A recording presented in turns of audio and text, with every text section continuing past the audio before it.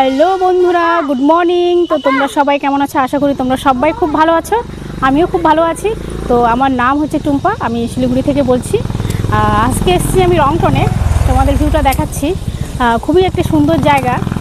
তো আমার মনে হলো যে আমি ভিডিও করব আর কি, ঘরোয়া ব্লগ। তো ঘরোয়া ব্লগ বলতে মানে রেগুলার ঘরে যা হয় সেটাই আমি তোমাদের সঙ্গে শেয়ার করতে চাই।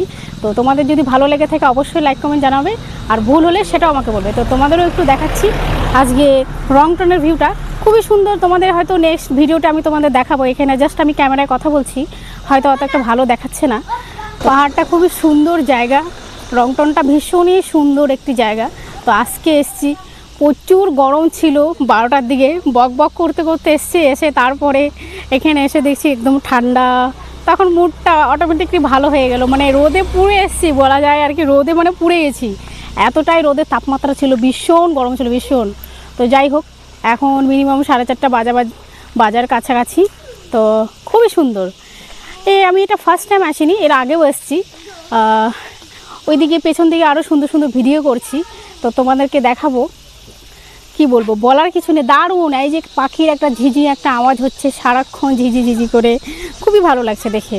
গাছপালা, কিছুক্ষণ পর পর মানে রিল্যাক্সে কিছুক্ষণ পর পর কোনো না কোনো গাড়ি যাচ্ছে, ভীষণ সুন্দর একটি জায়গা। তো তোমাদের যদি ভালো লাগে অবশ্যই আসবে রংটনে। রংটনের ওখানে আর একটু এখান থেকে মিনিমাম আরও 3-4 কিলোমিটারের কাছাকাছি ওখানে একটা ইকো পার্ক বলে একটা পার্ক আছে, তো ওখানেও তোমরা আসতে পারো। দেখো গাছগুলো খুব সুন্দর, একদম লতায় পাতায় একদম জড়ানো, ভীষণই সুন্দর দেখতে।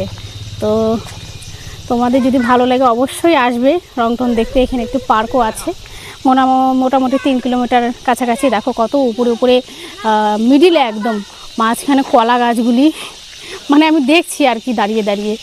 আর এই যে আওয়াজ হচ্ছে ঝিঝি পোকাগুলো, খুব সুন্দর।